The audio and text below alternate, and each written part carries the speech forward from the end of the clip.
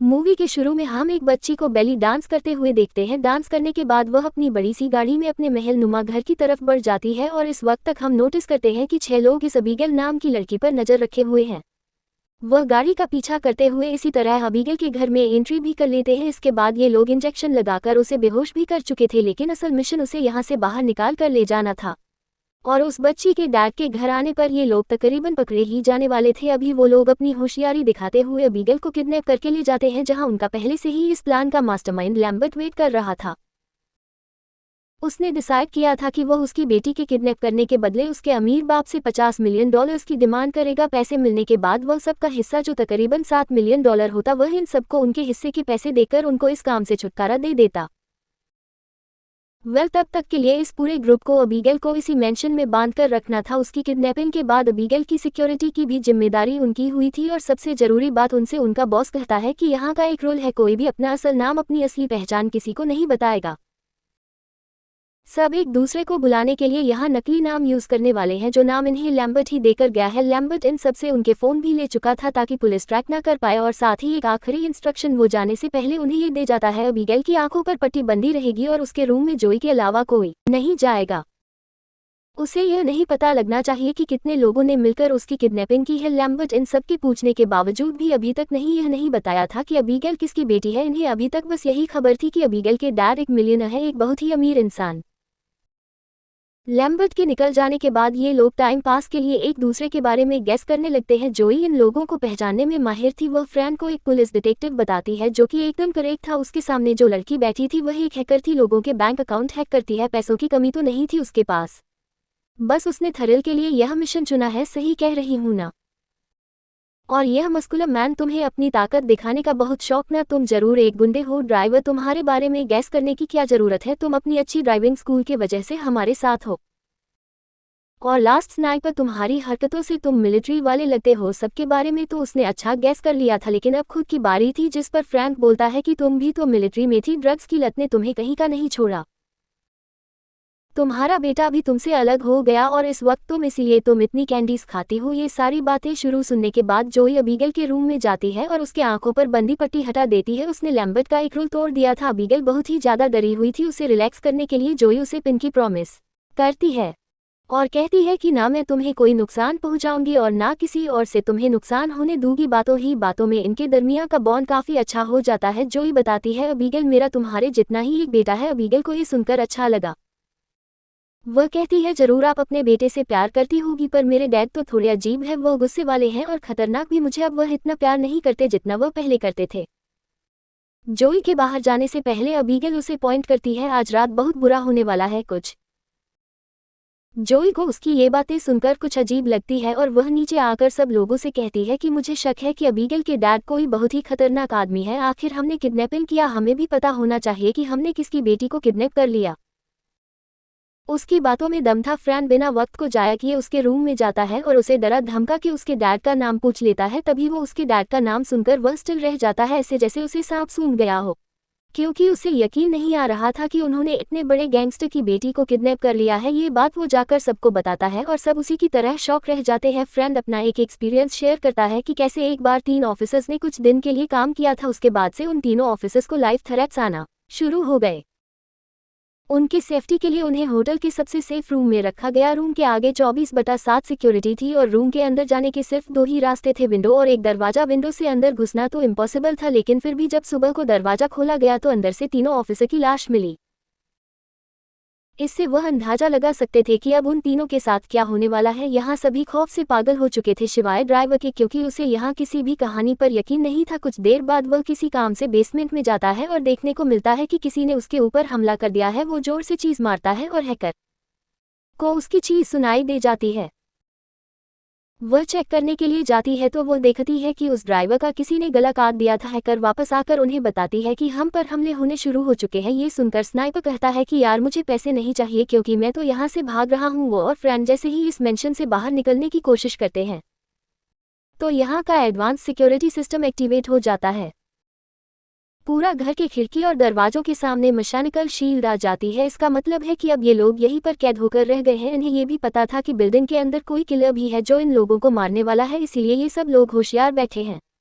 जोई अबीगल से पूछने के लिए जाती है क्या तुम्हें इन सभी अटैक के पीछे कुछ पता है। अबीगल उसे बताती है कि फ्रैंक मेरे डैड का आदमी है और जब वह मेरे रूम में आया था तो उसने बताया था कि मैं किसी को इस बारे में ना बताऊं। ये सुनते ही जोई काफी गुस्से में आ चुकी थी। इससे पहले कि वह फ्रैंक के पास जाती वह देखती है कि स्पिनर का भी मर्डर हो चुका है।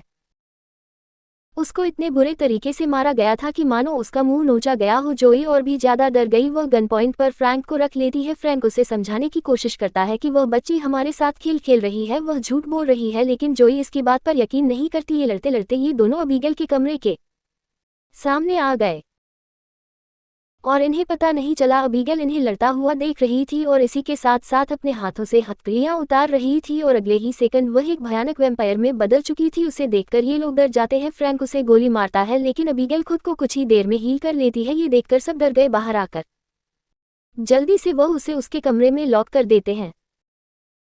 अबीगल को देखकर इन्हें काफी सारी मिस्ट्री समझ आ चुकी थी कि सिर्फ अबीगल ही नहीं बल्कि उसका डैड भी वैम्पायर है, इसलिए सब उससे डर कर रहते हैं और अभी तक जितने भी मर्डर्स हुए हैं वह सब अबीगल ने ही की थी। अगर अब इन्हें जिंदा रहना था तो उन्हें अबीगल को मारना था। कोई गालिक पकड़ लेता है तो कोई लकड़ी से शार्प एज वाले वेपन्स बनाता है इस वैम्पायर यानी अबीगल को मान के लिए, लेकिन जोई इस काम में इन सब का साथ नहीं दे रही थी। उसका मानना है कि अगर हमें जिंदा रहना है तो हमें अबीगल के साथ कोई डील कर लेनी चाहिए, लेकिन कोई इसकी बातों पर ध्यान नहीं देते और अबीगल का रूम खोल देते हैं जहां अबीगल स्नाइपर के मरे हुए शरीर के साथ डांस कर रही थी। ये लोग पीछे से अबीगल के ऊपर हमला करते हैं लेकिन अबीगल इनके ऊपर भारी पड़ जाती है। गालिक और क्रॉस का तो उसके ऊपर असर ही नहीं पड़ता। मुश्किलों से यह अपनी जान बचाकर अबीगल के रूम से बाहर आते हैं। जोई उन्हें आइडिया देती है कि हमें अबीगल के ऊपर बेहोश करने वाला इंजेक्शन का इस्तेमाल करना चाहिए। पहले भी वह उसी से बेहोश हुई थी। उसका आइडिया अच्छा था। सब उस आइडिया पर वह करना शुरू करते हैं लेकिन अबीगल का उनके हाथ में आना इतना आसान नहीं था। वो अभी भी इन सब के ऊपर भारी पड़ रही थी लेकिन उनके ग्रुप का एक गुंडा मुश्किल से ही लेकिन पीछे से उसे पकड़ने में कामयाब हो जाता है और वक्त रहते ही जोई इसे बेहोश होने वाला इंजेक्शन दे देती है। यहाँ सॉरी हाथापाई में अबीगल उनके साथी के हाथ पर काट गई थी। सभी को डर था कि वह लड़की भी एक वैम्पायर ना बन जाए। अब दिखाया जाता है कि अबीगल को जब होश आया तो उसने अपने आप को जेल में पाया। ये लोग अबीगल से बात करते हैं और उससे पूछते हैं कि आखिर तुम चाहती क्या हो, और अब उन्हें यहाँ सबसे खतरनाक हकीकत ये पता चलती है कि इन्होंने अबीगल को नहीं बल्कि अबीगल ने इन्हें किडनैप किया है। ये सारी अबीगल की ही प्लानिंग थी और लैम्बर्ट अबीगल के लिए ही काम करता था। दिखने में अबीगल एक छोटी सी बच्ची है लेकिन वह इस दुनिया में 100 सालों से भी ज्यादा समय से रह रही है। वह सबसे कहती है कि तुम लोग यहाँ इसलिए हो क्योंकि तुम लोगों ने किसी न किसी तरीके से मेरे डैड को नुकसान पहुंचाया है।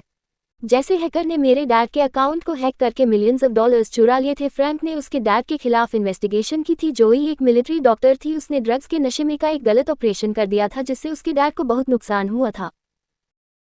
ये सब सुनने के बाद जोई उससे कहती है कि मैं जानती हूँ कि तुम्हारे डैड तुमसे प्यार नहीं करते, तुम उनके लिए अब चाहे जो भी कर लो, जितने भी जतन कर लो, वह तुम्हारी तरफ देखेंगे भी नहीं।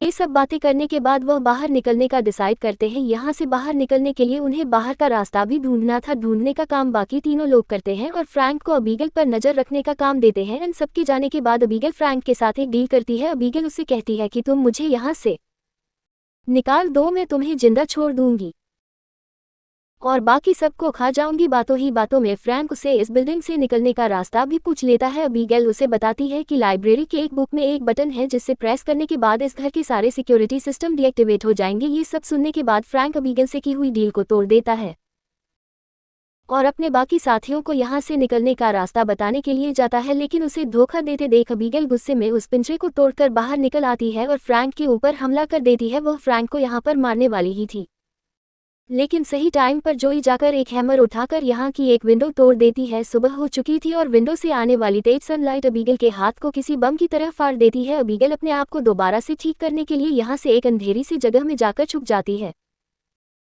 उस वक्त के लिए ये लोग अबीगल से छूट चुके थे क्योंकि इस वक्त जहाँ पर वह थे वहाँ पर सनलाइट आ रही थी, लेकिन कितना भी वक्त वह यहाँ रहते हैं रात तो होनी ही थी। अबीगल से उनका सामना तो जरूर ही होना था। उन लोगों को यहाँ से बाहर निकलने का रास्ता तो ढूंढना ही था। ये लोग दो दो के ग्रुप में डिवाइड होकर जब यहाँ से बाहर निकलने का रास्ता ढूंढने की कोशिश करते हैं तब अबीगल उस लड़की का माइंड कंट्रोल करने लग जाती है जिसे उसने बाइट किया था। अपनी पावर से अबीगल उस लड़की को भी वैम्पायर बना देती है और सबसे पहले उसे अपने ही साथी को मारने का हुक्म देती है। उसके कहने पर ये लड़की यह काम कर भी चुकी थी। ये लड़की अपने उस पार्टनर को मार भी चुकी थी। जोई दूर खड़ी सब कुछ देख रही थी। इससे पहले वह जोई को भी आकर मारती। जोई एक मिरर के जरिए सनलाइट को उस पर रिफ्लेक्ट करती है। क्योंकि अब वह लड़की वैम्पायर बन चुकी थी, इसीलिए वह सनलाइट के लगते ही एक बम की तरह फटकर खत्म हो जाती है। सब यहाँ पर मारे जा चुके थे। जो यहाँ पर बाचे थे वह थे फ्रैंक और जोई।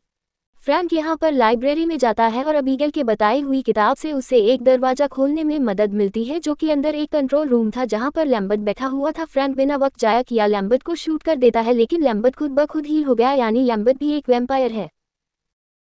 वह फ्रैंक को बताता है कि आज से 2 साल पहले उसे भी वैम्पायर में बदल दिया गया और उसके बाद से वह अबीगल के लिए ही काम कर रहा है। वह हर ऐसे आदमी को अबीगल के लिए पकड़ कर लाता है जिसने अबीगल का के डैड का किसी तरह से नुकसान किया हो। इसके बाद अबीगल इसी मेंशन के अंदर लोगों को मैनिपुलेट करके इमोशनली उनके साथ खेलकर उन्हें मारकर अपने आप को सेटिस्फाई करती है। अब लैम्बर्ट भी अबीगल के लिए काम करता है, लेकिन वह उसके लिए काम करते करते थक चुका है। वह अबीगल से छुटकारा पाने के लिए फ्रैंक का साथ चाहता था। फ्रैंक का साथ उसे कुछ इस तरह से चाहिए था कि वह सबसे पहले फ्रैंक को मारकर उसे एक वैम्पायर में कन्वर्ट कर देता। इसके बाद वह दोनों मिलकर अबीगल को मारते और अबीगल के डैड को, जो इस पूरी दुनिया के सबसे बड़े गैंगस्टर बने बैठे हैं। इसके बाद वह उसकी हर चीज़ के मालिक होते। फ्रैंक को ये ऑफर बुरी नहीं लगती, इसलिए फ्रैंक उसकी बात मान जाता है। लैम्बर्ट उसे पहले बाइट करता है, फिर उसे अपना खून पिलाकर इसे भी एक वैम्पायर में बदल देता है। वैम्पायर में बदलते ही वह एक वेपन के जरिए यहाँ पर लैम्बर्ट के दिल में स्टाम्प करके उसे मार देता है, जिससे हमें ये बात पता चली कि फ्रैंक के दिल में लालच आ गया था। लैम्बर्ट के प्लान के मुताबिक अबीगल के डैड की वह सारी दौलत हड़पना चाहता था। फ्रैंक यहाँ फील कर रहा था कि वह वैम्पायर बनके काफ़ी ज़्यादा ताकतवर हो गया है। उसके जिस्म पर जितने भी जख्म थे वो खुद ब खुद भर चुके थे। इससे पहले कि वह अबीगल को मारने के लिए उसकी तरफ जाता, अबीगल डांस करते हुए उसके पास खुद आ जाती है। अब इन दोनों के दरमियान यहाँ पर लड़ाई भी शुरू हो चुकी थी। अबीगल जो सब पर पहले भारी पड़ती थी, अब उसे फ्रैंक से लड़ने में मुश्किल हो रही थी क्योंकि फ्रैंक उससे बड़ा था। दूसरी तरफ हम जोई को देख रहे थे। जोई को भी यकीन था कि वह अब जिंदा नहीं बचेगी। वह यहाँ से भागती है। आखिरी बार अपने बेटे को कॉल करने के लिए वह अभी फ़ोन ही कर रही थी कि यहाँ पीछे से उसके ऊपर फ्रैंक हमला कर देता है। वह उसे मारता है और टॉर्चर करता है, लेकिन वह उसे मार कर खाता नहीं। उसके दांत के काटने की वजह से हम देखते हैं कि जोई भी एक वैम्पायर बन चुकी है। इतनी देर में यहाँ पर अबीगल भी आ जाती है, जो कि जोई को वैम्पायर बनता देख उसके साथ डील कर लेती है। फ्रैंक को मारने के लिए बिल्कुल ऐसे ही जैसे लैम्बर्ट ने अबीगल को मारने के लिए लैम्बर्ट से की थी, लेकिन कहानी में ट्विस्ट ये था कि जोई ही फ्रैंक के काटने की वजह से वैम्पायर बनी थी, इसलिए फ्रैंक जोई को कंट्रोल कर सकता था। वह यहाँ उसे कंट्रोल करके अबीगल को मारने का हुक्म देता है। जोई अबीगल की तरफ बढ़ती भी है, लेकिन वह एकदम से मुड़कर एक वेपन के जरिए फ्रैंक के ऊपर चढ़कर उसके दिल पर स्टैप करके उसे ही मार देती है। फ्रैंक भी पहले वाले ही वैम्पायर की तरह फटकार मर जाता है। अब जो जिंदा थे वह अबीगल और जोई। अब मरने की बारी जोई की थी, लेकिन अबीगल उसे नहीं मारती क्योंकि पहले से ही जोई ने अबीगल के साथ अच्छा बिहेवियर रखा था, इसलिए अबीगल की जोई के साथ अच्छी बॉन्डिंग हो चुकी थी। वह यहाँ जूही से कहती है कि तुम आज़ाद हो, तुम यहाँ से जा सकती हो, और हाँ, तुम ये ना समझना तुम यहाँ से जाने के बाद भी एक वैम्पायर बनी रहोगी। तुम जिस वैम्पायर के काटने की वजह से वैम्पायर बनी थी वह अब मर गया है। अब जैसे ही उसके काटने के जख्म तुम्हारे शरीर से भर जाएंगे तो तुम फिर से इंसान बन जाओगी। जूही बहुत खुश थी। वह यहाँ से भागने वाली ही थी कि इतने में ही अबीगल के डैड एंट्री कर लेते हैं। उनको तो फ्री में अपना डिनर मिल गया था। वह उसे पकड़ कर खाने वाले ही थे, लेकिन यहाँ अबीगल अपने डैड को रोक लेती है और कहती है, डैड आप इसे नहीं खाएंगे, इसने मेरी जान बचाई है। उस टाइम उसके डैड उसकी बात मान लेते हैं और जोई से कहते हैं कि 1 सेकंड से पहले यहाँ से भाग जाओ, इससे पहले कि मेरी नीयत खराब हो। जोई भी यहाँ से भाग जाती है और इसी के साथ यह कहानी यहाँ खत्म हो जाती है। Thank you for watching. Please subscribe and support to my channel.